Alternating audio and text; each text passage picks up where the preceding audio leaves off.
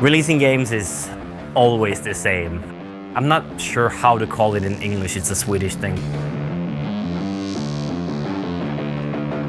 But it's like mixture of fear and excitement. It's like good and bad in the same thing.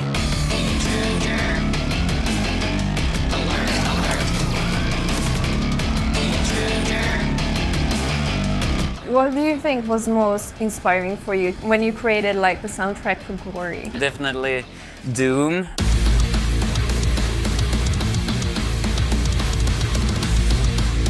That's my favorite soundtrack. The style is kind of like Doom-esque music with a lot of silly noises above it. So that's a fun thing, music-wise.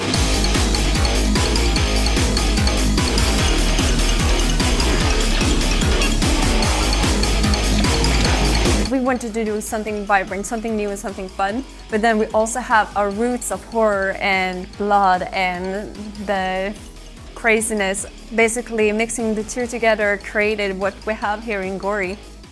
I must have caught something from that sexy RC car. Where'd you get that trick?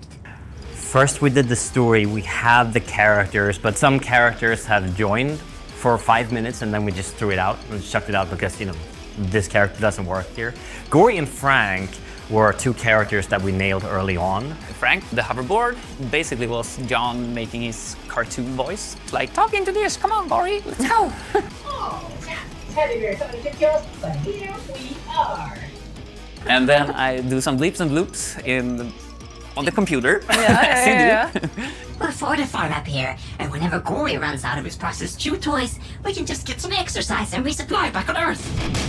It definitely helps being able to do all the voices in-house. That has been a really good way to try stuff. There was a little bit back and forth. We did some trial and errors of kind of experimenting with voice. It was B and William, the audio director, just being in sessions with the microphone, just kind of elaborating with things. You know, I want to try this thing, and then we recorded it and he edited it, and it was like, this doesn't work. Really, we have to try something else, and then back to the drawing board, and then we came back again. We're all gonna die through murder! Chip, how the hell do we get out of this? These boards are slice-proof! Me! I know! Just give me a few minutes. Gulfin will save the day! When a good idea hits you, we can just Do it. And redo it, and redo it, and redo it. Yeah. When you look at the character and you listen to the audio and they just align, that's when you know, like, yes, this is the voice, this is the one we roll with. But I think you nailed it. You guys did a great job. Thank you. The nights are so cold.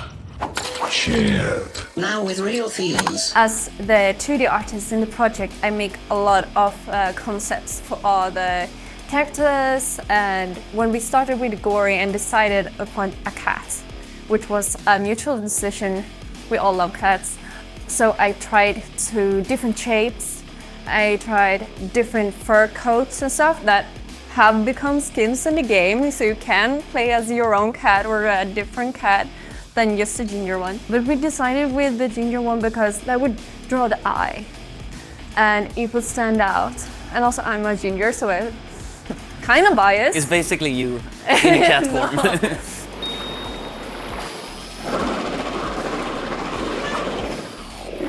Being a small studio the way we are, you know, we have no specific management, we have no director that's out there somewhere, we're just us. That's a blessing and a curse in many ways. The curse is that, you know, we might not be able to do all the things that we want to do. Sometimes we do it anyway because, you know, we just brute force it because, you know, why not? But the blessing with it is that the flexibility is amazing. We can just have something that doesn't work, like this doesn't work, and we'll have a new decision, we'll have a new design in 3 hours.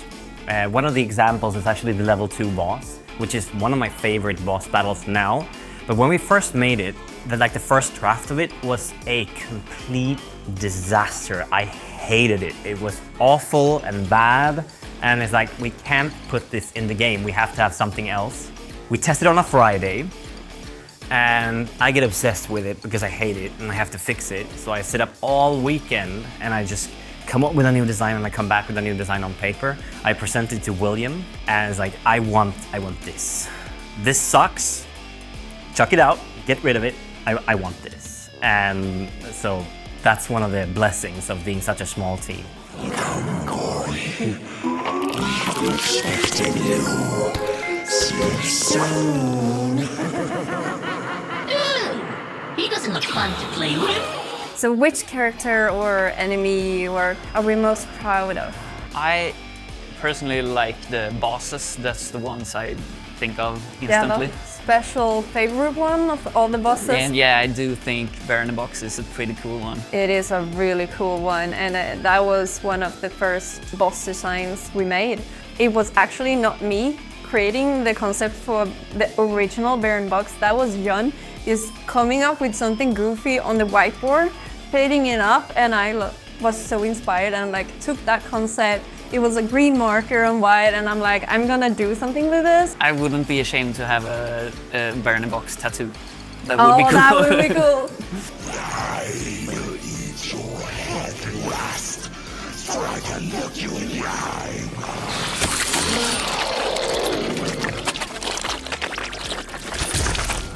During the development of the game, there has been conflict. It's a natural thing. Like, it also, you know, when I say conflict, it's not like, I hate you, get out of here, I'm gonna kick you in the face.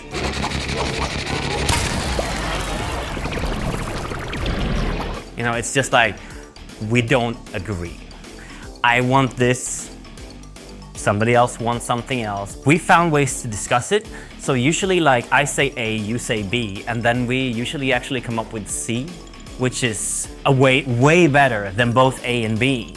If there's no conflict in a development, I don't think you're doing it right, or you're just lying. There's always gonna be conflict. The most important part is how you handle conflict. Instead of, you know, making it a bad thing, you make it a good thing. Oh, hi there, little guy. No need to touch that. Come on, let's talk about this. Oh, shit! So, have you ever heard the story of a boiling toad in water? It is a toad that jumps into the water, and if the water is hot, it will jump out. But if you slowly boil the water, the toad will not notice it. And I feel Gori is kind of like that. When we started, not for it to sound bad, when we started Gori, we had this small scope. We wanted the game to be fun, and we wanted the game to be short. Then we came up with more ideas, and we came up with a story, and the game just grew.